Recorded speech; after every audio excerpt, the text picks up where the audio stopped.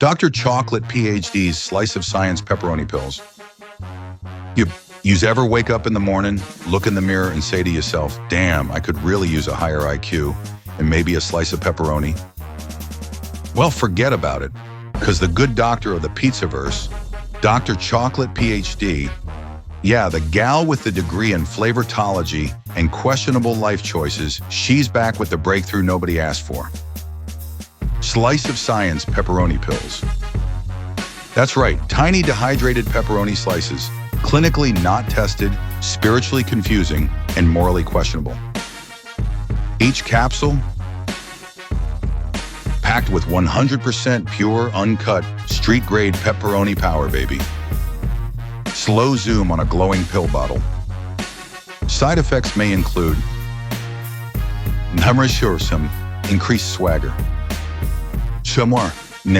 mild sauce hallucinations, sudden urge to argue about pizza styles, and talking with your hands like you're negotiating a ceasefire in Little Italy. Approved by 0 medical boards, but heavily endorsed by your Uncle Frankie, who swears it made him stronger, smarter, and slightly greasier. Take 2 before making a bad decision. Take 4 before dealing with Tony Pizza. And if you take 6, call a priest, just in case. So if you want to boost your brain power, your flavor levels, and your cholesterol all at once, get yourself a bottle of Dr. Chocolate PhD's Slice of Science pepperoni pills. Because remember, in the pizzaverse, science don't ask why. Science asks, you hungry? Check out Dr. Chocolate PhD on YouTube, where entertainment meets questionable academia, and tell him Vinny sent you. Maybe she'll give you a free sample or a stern warning.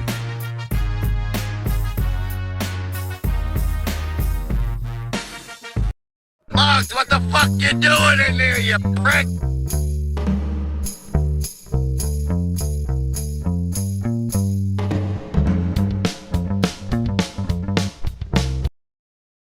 Pizzaverse Studios, Palermo Productions.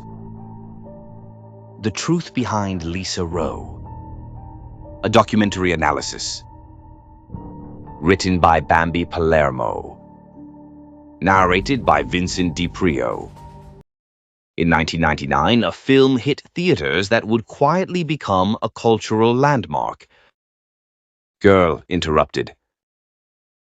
Based on a memoir of the same name, it told the story of young women confined to a psychiatric hospital in the 1960s. At the center was Susanna Kaysen, but orbiting around her like a wildfire was a character audiences would never forget. Lisa Rowe. Brilliant, manipulative, magnetic, dangerous. Portrayed by Angelina Jolie in an Oscar-winning performance, Lisa became one of the most iconic portrayals of sociopathy in modern cinema. But here's the real question. Was she real? And if so, how close was the movie to the truth? In this video, we separate Hollywood from history. The memoir and the real hospital. The film is based on the memoir written by Susanna Kaysen, who spent 18 months at McLean Hospital in Massachusetts during the late 1960s. McLean was and still is a respected psychiatric institution. The memoir itself is not sensationalized. It is observational, clinical, at times detached. Within those pages appears a young woman named Lisa Rowe. But here's the important distinction. The real person was named Lisa Cody, and the Lisa in the book is not the Lisa in the film. The real Lisa Cody. According to Kaysen's memoir, Lisa Cody was diagnosed as a sociopath, what today would more likely fall under antisocial personality disorder. In the book, she was rebellious. She ran away repeatedly. She manipulated staff, She had a sharp wit. She disrupted the ward's structure. But she was not presented as a cinematic villain. She was chaotic, yes. But she was also deeply human. Kaysen's writing does not demonize her, it observes her. There are no extended psychological speeches. No dramatic confrontations in bathrooms. No exaggerated emotional breakdown monologues. The real Lisa was volatile, but she was not mythologized. That transformation happened later. They told you wrestling was about glory. They showed you the lights, the pyro, the gold belts, the entrance music. But they never told you about the pain behind the curtain. On March 2nd, we pull back the curtain. Expired professional wrestler Joe Bruno. A man who's taken more bumps than a Jersey pothole in February. A man who's bled under the lights and paid the price when they shut off.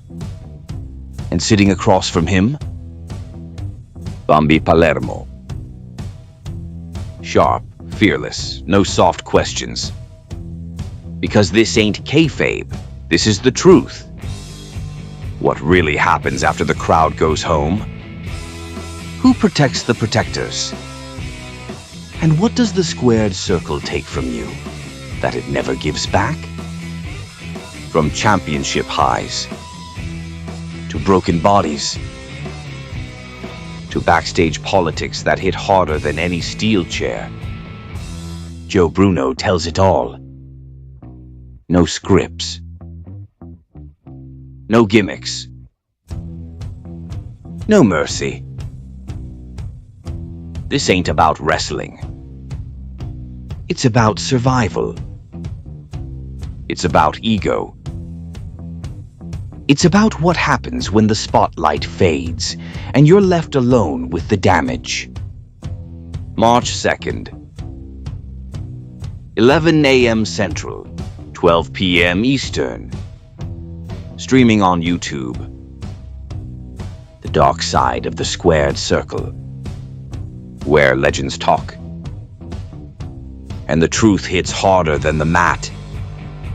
A Pizzaverse Studios and Palermo Productions podcast.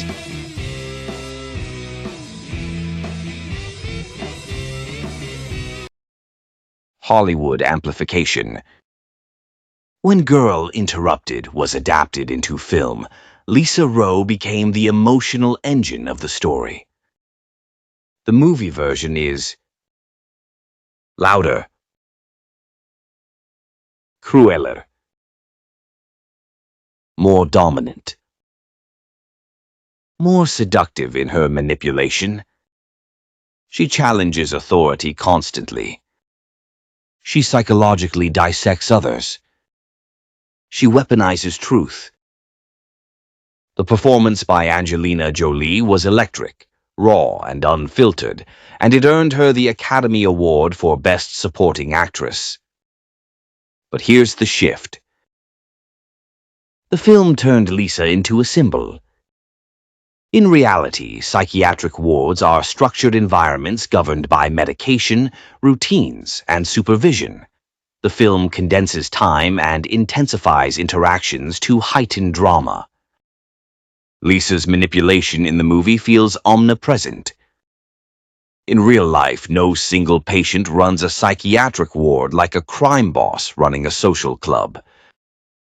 Hollywood needed tension. So Lisa became the catalyst. The question of sociopathy. In the 1960s, the term sociopath was used more casually within institutional diagnoses. Modern psychiatry would categorize such behavior under antisocial personality disorder. The traits include lack of empathy, impulsivity, deceitfulness, disregard for safety, repeated rule violations. The memoir presents Lisa Cody as fitting parts of this framework, but not as a caricature. The film exaggerates these traits for dramatic impact. In reality, personality disorders exist on spectrums. They are complex, layered, and often rooted in trauma. Hollywood tends to simplify. Real psychology rarely is. Cultural impact. The film version of Lisa Rowe reshaped how audiences viewed the rebellious institutional girl. She became a Tumblr icon, a symbol of anti-authority energy, a misunderstood anti-hero. But here's what matters. The real Lisa Cody did not ask to become a symbol. She was a real patient in a real psychiatric facility during a turbulent era of American mental health care, a time before modern diagnostic refinement, before widespread patient advocacy reforms, before deinstitutionalization reshaped the system. The movie immortalized a version of her. But it is still just a version. Memory versus myth. Memoirs are subjective. Films are interpretive. When you stack those two layers together, you are 3 steps removed from the actual person. We have 1. Real Lisa Cody. 2. Susanna Kayson's memory of her. 3. Hollywood's dramatization of that memory. By the time audiences meet Lisa Rowe on screen, she is already filtered twice. That doesn't make the film dishonest. It makes it storytelling. Was Lisa Rowe real? Yes. Was she exactly as the movie portrays her? No. The film gave us a powerful character study, dramatic, emotional, unforgettable. The memoir gave us something quieter, more observational, more ambiguous. The truth lies somewhere in between. And maybe that's the point. Because mental health narratives are rarely clean, rarely villainous, rarely heroic. They're messy, human, complicated.